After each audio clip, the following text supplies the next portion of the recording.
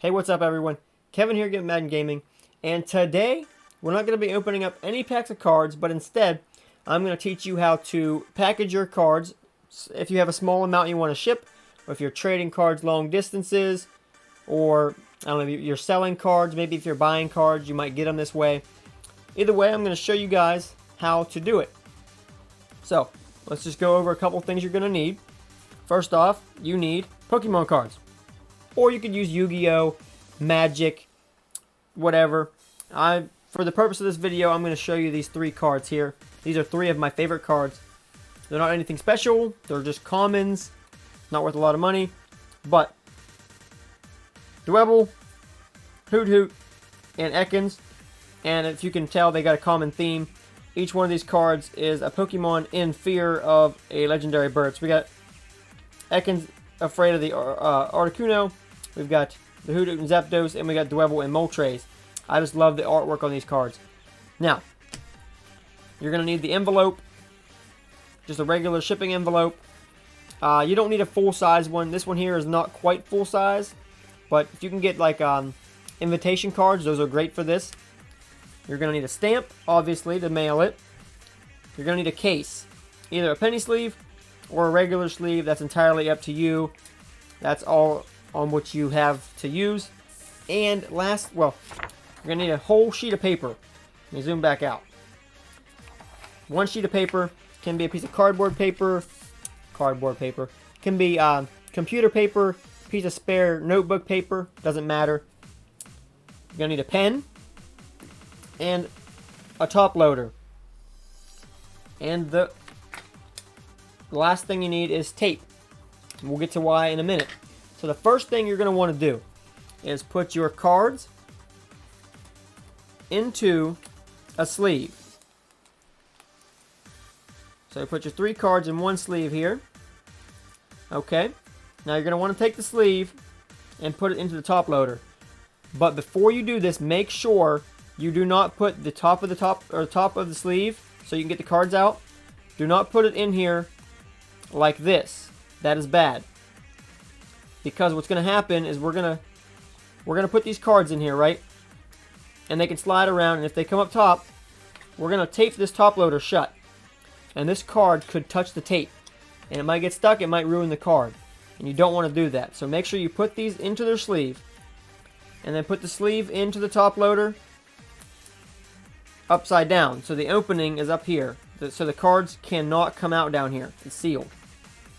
So just make sure you slide that all the way in. It can be a little tough putting it in upside down, but that's the best way to do it. You don't want to damage the cards.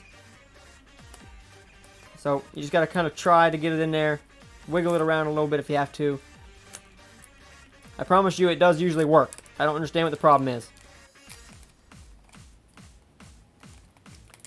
Okay. Well, I guess that's going to have to work. Usually it goes in better than that, but it's not wanting to go in. Either way, your next step is going to be to tape the top loader shut so the cards cannot slide out in the mail. So what I do for this is the tape, I always fold one end over. That way there's a non-sticky spot so whoever gets these cards can open this up. Make sure you tape it down on both sides. And now, no matter what you do, this card cannot come out of here.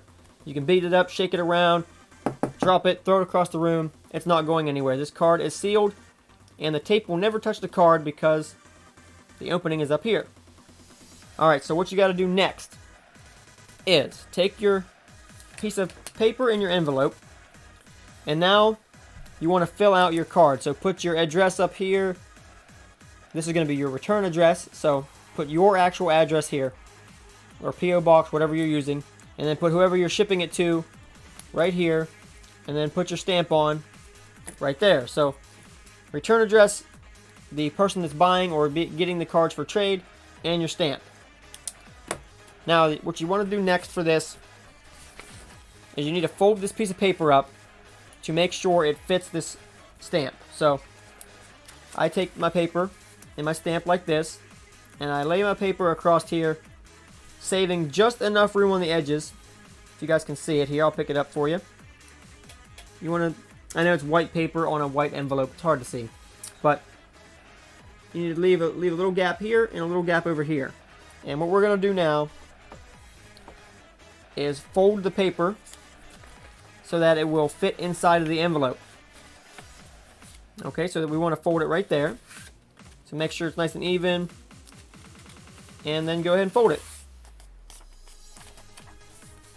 And then you see it overlaps a little bit still. Still not quite small enough. So fold it again.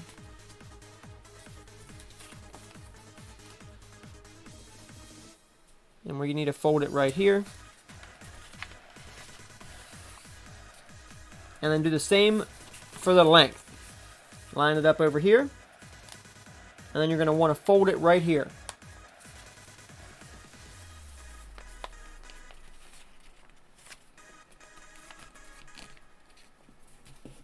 Okay, so now we've got a nice folded up piece of paper that should fit perfectly inside of our envelope.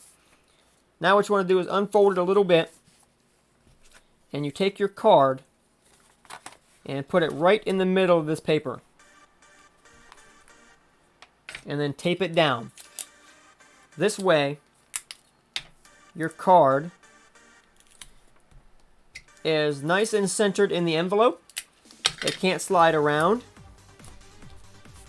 And then when you fold this back up and put it in the envelope, the card is going to be stuck perfectly in the center of the envelope. That way if the corners get damaged, the card is perfectly fine. And it's obviously in a top loader, so it's not going to bend. Alright, so then we put our paper and our cards in our envelope. Then you can lick it and seal it. And your cards are perfectly packaged to be shipped to anywhere you want to send them. For the low price of 75 cents, I believe. So stamps are not too expensive. I got a whole roll of them here for trading and sending cards out. And this is the cheapest way you can send cards out. Now, if you're going to do more than 3 cards, obviously this won't work. And you're going to need to package them up differently. If you want me to do a video on that, I can. Just let me know. But this is the cheapest way to send cards out. And the easiest way, honestly. And then, say you got 6 cards, it's still cheaper to do this, do 2 envelopes, than it is to send in an actual package. I think the minimum cost for shipping a bubble envelope is like $3.50 maybe.